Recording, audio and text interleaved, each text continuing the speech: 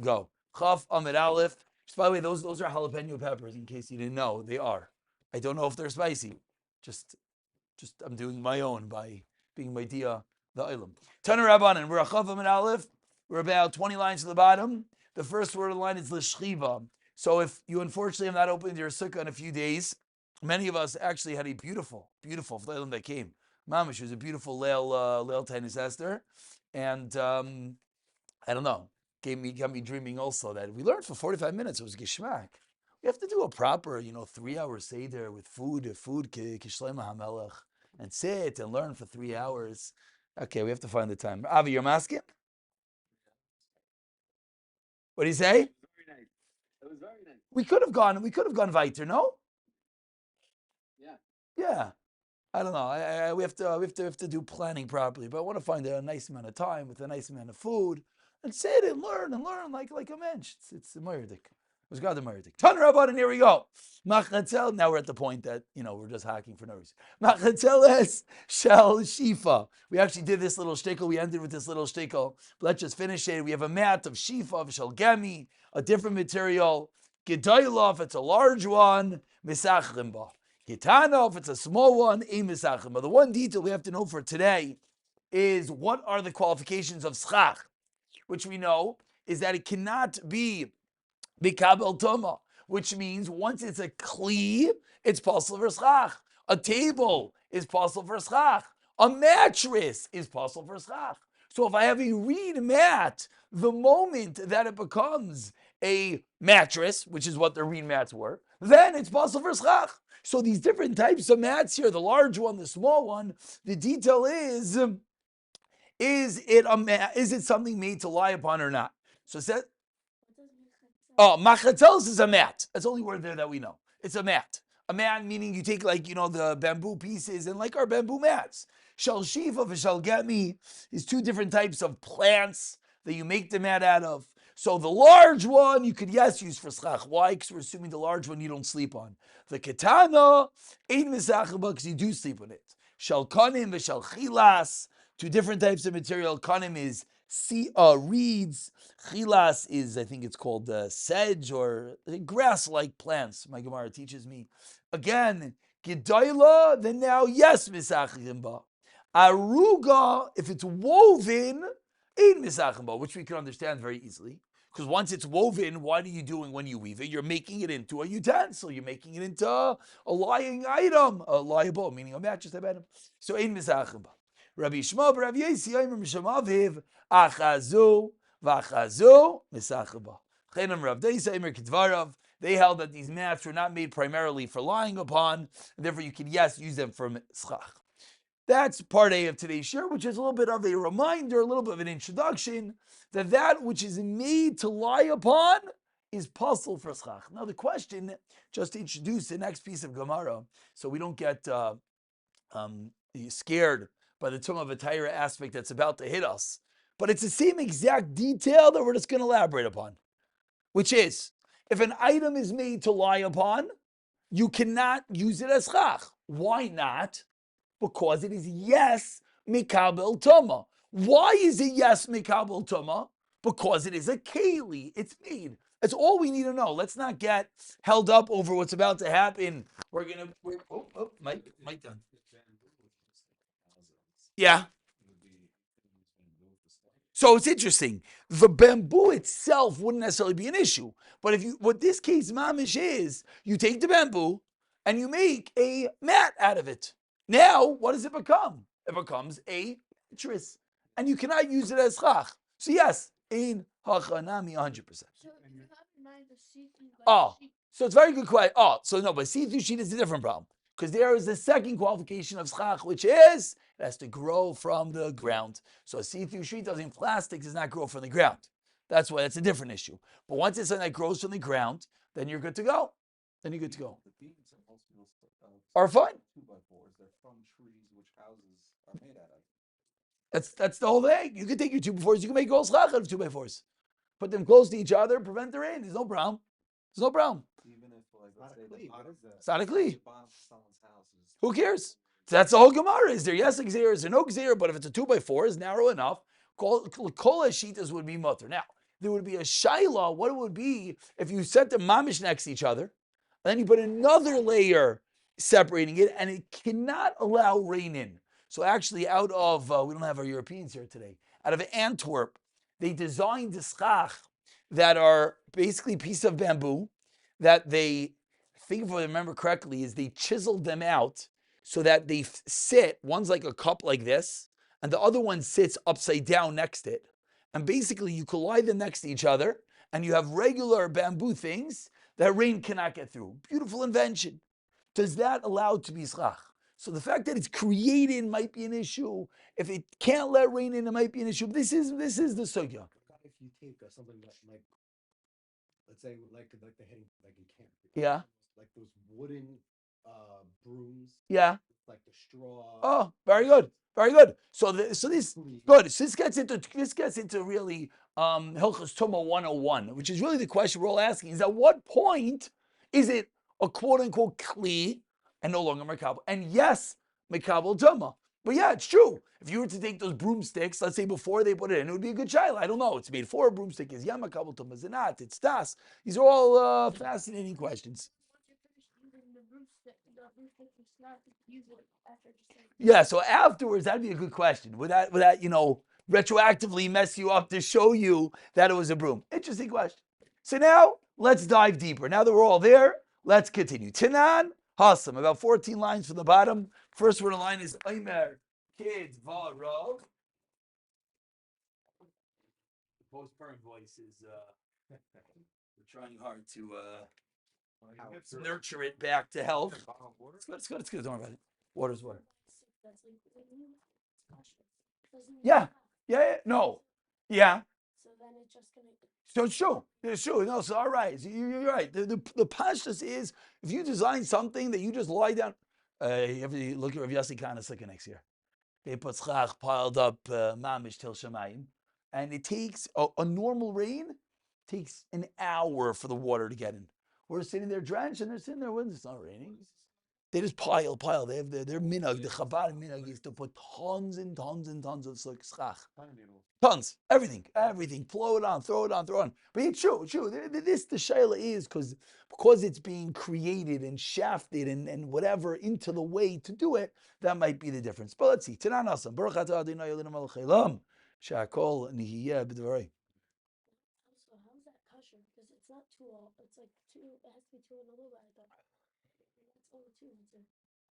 No, good. So we came back the next night with the picture book messed us up. The other picture book was on my table till the cleaning man came and threw out all his farm. No, I'm sure it's somewhere. Yeah, well, we'll look for it afterwards. Let's start to new hour. Basically, we saw that the picture book messed us up. That in the other picture book they showed us that there's another wall in the back. Another wall. We're just discussing the walls which are like this, but there is another wall there which Mirza Shem will unearth the picture book and we'll get there. Let's begin. Tanan Hasam, we learned in the Mishnah. Again, we're 14 lines to the bottom. The first one line is Oimer. Kol, says the Mishnah. Kol achitzalais mitamim tememes. Divi Reb Daisa. All mats are tamei tememes. What's tamei mes? That if a corpse, a dead body, touches the mat, it becomes tamei. V'chachamim oimrim midras. It's tamei tumas midras. Now, what is tumas midras? And first of all, I know I did not translate the word chaytzeles. I said it's a mat. We're going to see what it is. That's a machatzeles. Let me be particular. Right now, before midras go up, we said Tanaz kol hachaytzeles. What are chaytzeles? The Gemara is going to define it in a few moments. Let's go there. We had a moment ago machatzeles. Sounds very similar. One doesn't have the mem in the front, and we're going to see it's a different word.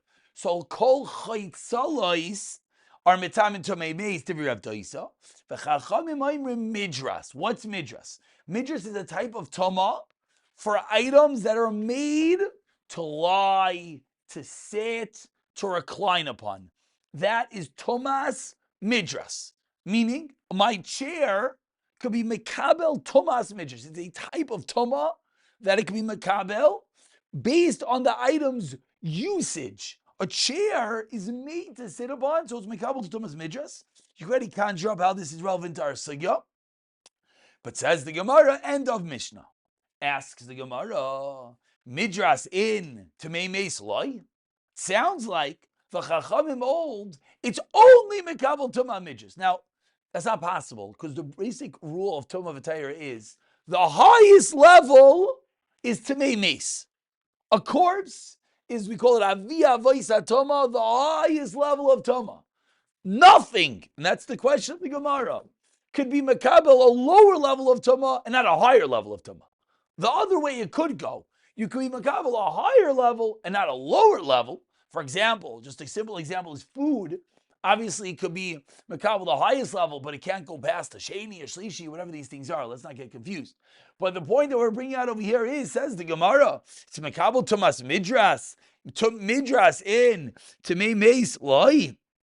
Answers the Gemara. Oh, what's the kasha? Excuse me. V'anan tanan. But we learned in the Mishnah. Kol hamitame midras mitame tmei meis.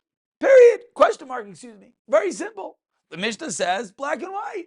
Anything which is mekabel midras is mekabel tmei meis. I know it's a little bit difficult because we don't really know what midras is yet, but let's just try to hold on to the concept. So says the Gemara, what do the Chachamim mean? The Chachamim said, it's Mekabel Midras. What do you mean? Sounds like the Tanakama of Daisa held what? It's Mitame Tamei Meis. The Chachamim came along and said, Mitame Tamei Midras. So it sounds like the Chachamim argue. They hold it's not Mekabel Tamei Meis. How is that possible? So answers the Gemara, the classical teretz. Ema, read into the Mishnah, Af Midras.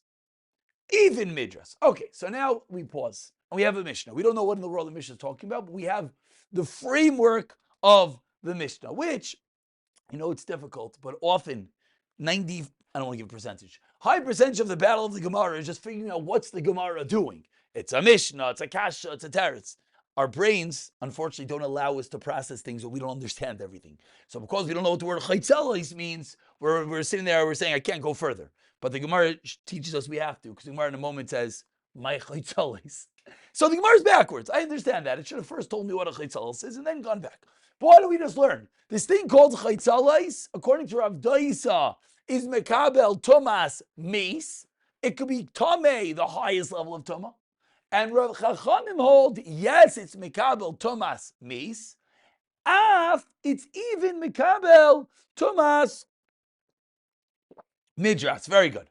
Says the Gemara, my Chaitzalis. What is this item called Chaitzalis? Omar Rav Avdimi, Bar Hamduri. Also high in the runnings for one of the greatest names, Hamduri. Sounds like an Indian tribe out somewhere, Hamduri. Omar Rav Avdimi, Bar Hamduri, Marzubli. What is Chaitzalis? Marzubli. It's like you ask this, like, the guy who knows English, you give him a fancy word and you ask him what it means, he gives you another fancy word. Shkoyach Rebbe. My Marzuvli. Shkoyach. What is Marzuvli? Amar Rav Abba, Mizavli. Shkoyach. So it's a Mizavli. We all know what a Mizavli is. So we have no clue what a Mizavli is. But Baruch Hashem, Rashi over here teaches us what is a Mizavli. And ArtScroll as well helps us out. Mizavli is a leather canteen. A leather canteen. Now, what's unique about a leather canteen? It has a dual usage. Number one, you drink from it. And what do you do with it when you're tired at night? And you use it as a pillow. Beautiful. Beautiful dual usages. All hikers know, comes nighttime, what do you do with your shoes? Your shoes become your pillow. Props it up a little bit. You put something on top of it. You utilize all items of your body because you have nothing else with you. You only have what you carry. So a mizavli, a leather canteen, is the same item. So, but you understand that because it has this, unique characteristic that it's a kli, it's used for drinking, but at the same time, it's also used to lie upon. So you already could start conjuring up this debate: is it Mikabel Tomas Midras? We learned that Midras is if it's made to lie upon. So this is like, sort of, but not really. So that's, no mirror. You ever in the mirror? Never any mirror cover. Those big, they're called crepe paper. The first time you see it's the toilet paper in the mirror. The brown toilet paper. You versteh? You stop the packaging. Yeah. The first time you see the packaging in Hebrew, you wonder what's going on over there. It's toilet paper, Bekitzer. But either way, why am I talking about toilet paper? It's because the real Yerushalmi is the toilet paper has an extra function. Is at nap time. Nap time is after between lunch and second seder. The lights turn off and some of the Bati Midrashim. You need a pill. So what do? You find a roll of toilet paper and use it as it now. So everyone here is thinking of toilet paper. It's not soft, by the way. It's hard. It's a brick. But whatever. So that would be the example. Would we call what? Isn't it a cleat? Oh, very good. But we're asking about Thomas Midras. You're right. We're not in Schach right now. It is. Yes, it's a Kli, and yes, it's Mekabel Tuma, 100%. Well, we can have a minion in a moment, I hope. Yes, it's a Kli. No, it's okay. Yes, it's a Kli, and yes, it's Mekabel Tuma. The question is, it's Mekabel Thomas Midras. Thomas Midras is only something you lie upon. So wait, that's teretz number one. Reish Lakish Omer, Machatzeles Mamish. It's a mat. So now we could go backwards, and we had a Mishnah, and the Mishnah taught us a machlekes Rav Daisa and the Chachamim. If this item called chaytzalis are mitamet Thomas Midras, Rav Daisa said no. The Chachamim said yes. What's the machlekes about? A leather canteen or a mat, and what is the usage? Which we'll pick it up from tomorrow. B'siyata d'ishmaya.